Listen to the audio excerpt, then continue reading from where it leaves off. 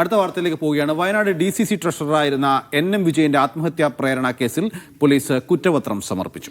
IC Balakrishnan MLA ആണ് ഒന്നാം പ്രതി. DCC മുൻ പ്രസിഡന്റ് ND അപ്പച്ചൻ രണ്ടാം പ്രതിയും. ബത്തേരി DYSP KK അബ്ദുൽ ഷെരീഫാണ് കുറ്റപത്രം സമർപ്പിച്ചത്. വിവരങ്ങൾ നൽകാൻ ഫൈസൽ നെടുമ്പാല ചേരുന്നുണ്ട്.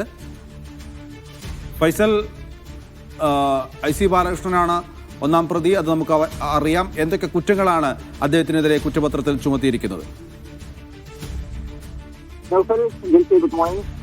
ഏറ്റവും പ്രധാനപ്പെട്ട ഒരു വിവരമാണ് ഇപ്പോൾ പുറത്തു വരുന്നത്.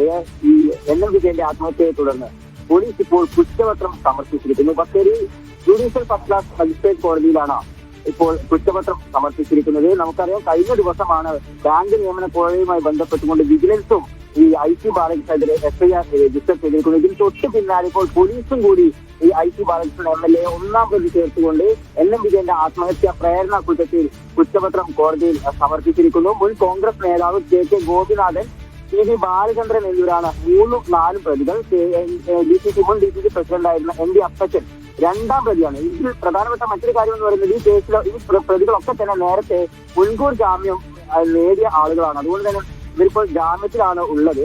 ഈ വരും ദിവസങ്ങളിൽ എന്തായാലും വളരെ നിർണായകമായിരിക്കും കോൺഗ്രസിനെ സംബന്ധിച്ചിടത്തോളം. കാരണം ഇലക്ഷനൊക്കെ അടുത്ത് വരാനിരിക്കുന്ന ഒരു സാഹചര്യം കൂടി നിലനിൽക്കുന്ന ICക്കെതിരെ കഴിഞ്ഞ ദിവസങ്ങളിലൊക്കെ തന്നെ ഈ CPM ഒക്കെ വലിയ തരത്തിലുള്ള പ്രതിഷേധമാണ് IC ബാലകൃഷ്ണൻ MLA ഓഫീസിലേക്കൊക്കെ തന്നെ DYSP CPM LDF ഉൾപ്പെടെയുള്ള ആളുകളൊക്കെ തന്നെ അതുമായി ബന്ധപ്പെട്ടുകൊണ്ട് വളരെ സമരം ബത്തേരി ശക്തമായിരിക്കുന്ന ഒരു സാഹചര്യം കൂടി നിലനിൽക്കുന്നു. അതിന്റെ കൂടെ ഇപ്പോൾ ഇത്തരത്തിലൊരു കുറ്റപത്രം കൂടി സമർപ്പിക്കുമ്പോൾ ICയെ സംബന്ധിച്ചിടത്തോളം കുരുക്ക് മുറുകും എന്നുള്ള കാര്യത്തിൽ സംശയമൊന്നുമില്ല. പക്ഷേ IC ബാലകൃഷ്ണൻ MLA സംബന്ധിച്ചിടത്തോളം അദ്ദേഹം പറയുന്ന പ്രധാനപ്പെട്ട ഒരു കാര്യം, എന്റെ കൈകൾ ശുദ്ധമാണ്, തീർച്ചയായും നിയമപരമായി തന്നെ ഈ ഒരു കേസുമായി മുന്നോട്ട് പോകുമെന്നുള്ളതാണ് IC ബാലകൃഷ്ണൻ MLA പറയുന്നത്. ഇപ്പോൾ ആത്മഹത്യാ പ്രേരണ കുറ്റമാണ്.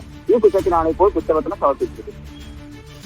ശരി, ഫൈസൽ നെടുമ്പാലയാണ് വിവരങ്ങൾ നൽകിയത്. എന്തായാലും അല്ലെങ്കിൽ തന്നെ വയനാടിൽ നിരവധി സംഘടനാ പ്രശ്നങ്ങൾ കോൺഗ്രസിനെ കുരുക്കുന്നതിനിടയിൽ കൂടിയാണ് ഈ കുറ്റപത്രം വന്നിരിക്കുന്നത്. കൂടുതൽ കോൺഗ്രസിനെ പ്രതിരോധത്തിലാക്കുമെന്നുള്ള കാര്യത്തിൽ തർക്കം